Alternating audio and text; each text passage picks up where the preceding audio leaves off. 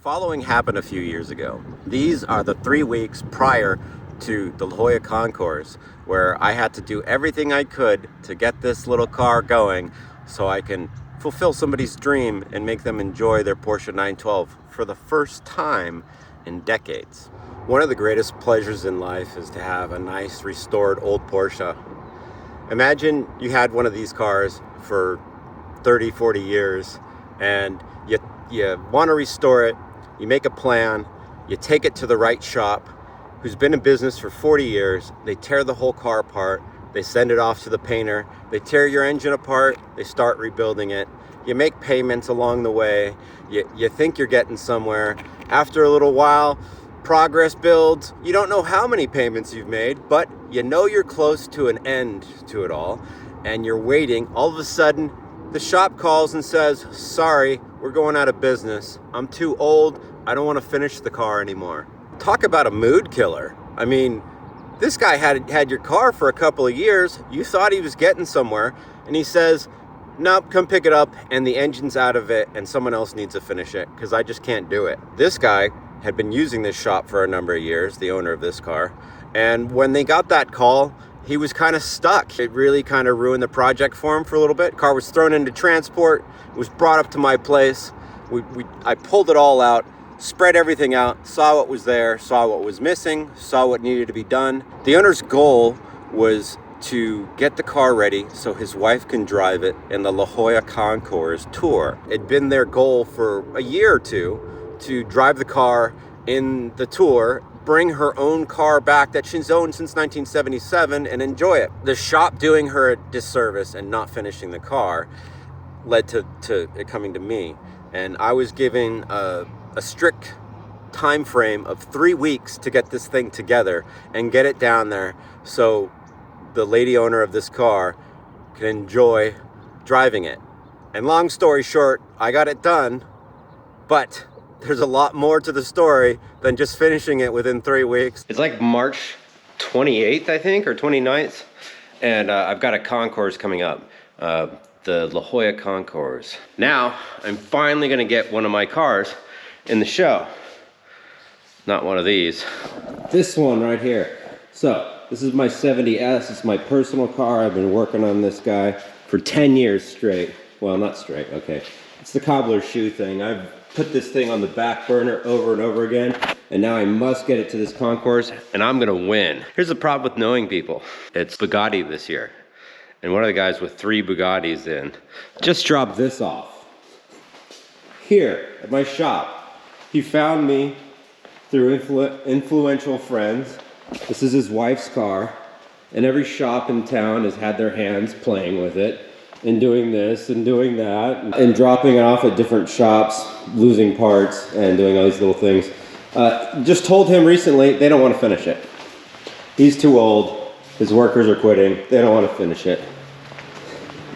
There's the motor. They say it's rebuilt, I hope it is.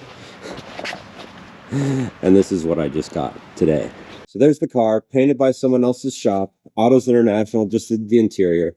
I don't know if anybody's even touched the suspension on it. And it hasn't run in years. Here's the engine. I'm skeptical. I hope it's not a piece of junk. The only thing is I know the machinist that does the work for him, and he's really good. I hope it's assembled properly. I'm going to do some basic checks. I'm going to put all the missing parts together. I'm going to make this car whole. And we'll run it down the street. And if everything falls off of it and it refuses to go, because of karma or whatever, who knows what type of baggage these cars are carrying with them. Big thing of bolts there. It's a lot of bolts to have left over. We're dealing with someone else's paint job, someone else's rust repair.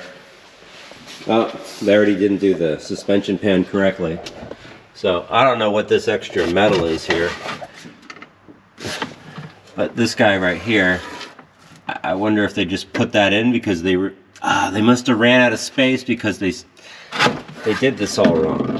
I mean, this is the typical garbage I run into. This is other people's work, guys. This is what I see all the time. This is when I'm pulling my hair out because of stuff just like this. Look at this. So this battery tray, fuel tank sits right here. That's one of the hold downs for it.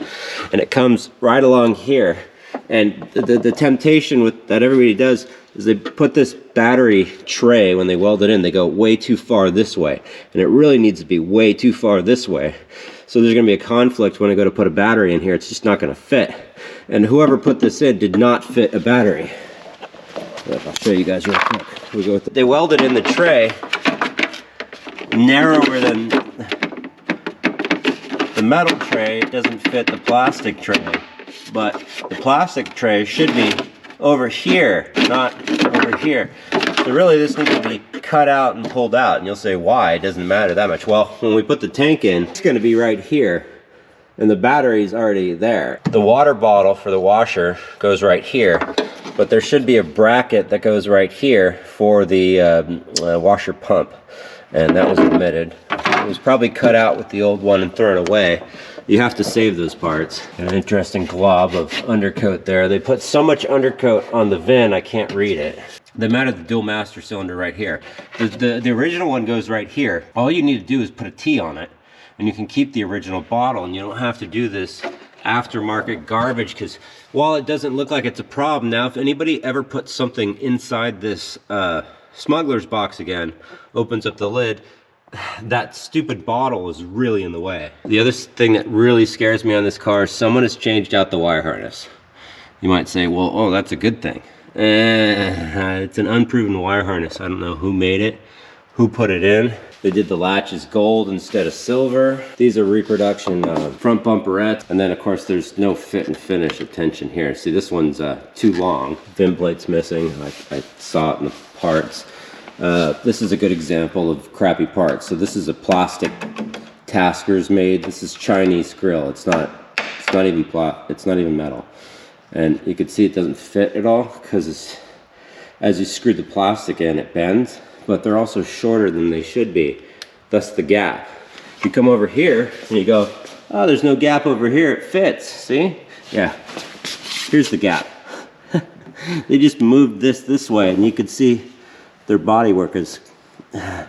I might be able to adjust that and get it to fit better, but that's called bad fit and finish. If you could put your finger inside the gap, that's not a good sign. Anytime you can put your finger in the gap, it's probably too big. He dropped it off and I said, hey, do you want to put the right tires on there? And he goes, the last shop talked me into that because they were wider. He said, go with the wider wheels, you'll like them better. So they re-chromed the rims and they went to 5.5, so it's no big deal. So they're still date-coated wheels, but now they're 5.5 instead of 4.5.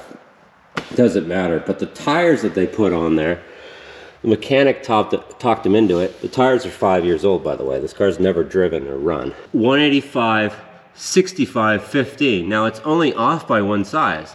185 is fine, the 65 is wrong. If it was 75, you'd have a taller sidewall. And that would have fixed it, that would have been fine. Now you got this wide tread pattern with this narrow wall, and the whole tire looks goofy. You can see the gap in the fender well, and sure, we can bring the car down, but it's these goofy, stupid wheels where when you get to the right stuff, look at that. Look how beautiful that is. Those are Pirelli CN36s, and his wife happens to be Italian and really loves Pirelli, so we're getting Pirellis on this thing. Here's another typical thing, holes. All these painters, they don't know what to weld close and what not, and these holes should not be here at all. Luckily, though, this grill, the inset in here gets blacked out, and that wasn't done. So we're gonna take the grill back out, we're gonna mask all this off and scuff it, paint it black, and I'll, just for a band-aid for right now, I'll put some stickers on there, on the back side of it, and we'll black that out, and you won't see the holes anymore with the black, or your eye won't be drawn to it. It's not gonna be perfect. These are reproduction turret signals. I don't know what glue they use. It looks like silicone, but it's not gonna hold that. Look at. This is why I detest reproductions, is look at, oh my God, look at that.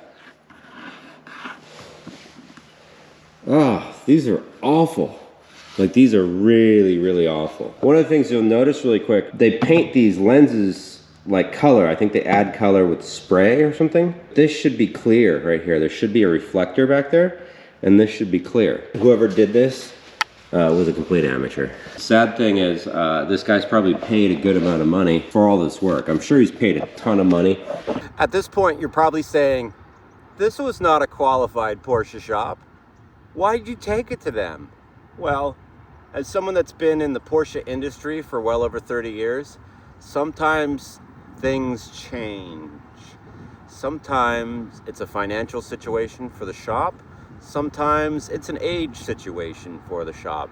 And in this case, the owner of this shop that was working on this car, I'm not going to name him, I don't need to. He wasn't as hands-on anymore, so he had his mechanics doing all the work. And I think they got to a point where they were on autopilot and everybody was just kind of working away, but there was no real management oversight. Call it being old and tired and done it so many times. You're just kind of, yeah, you're on autopilot.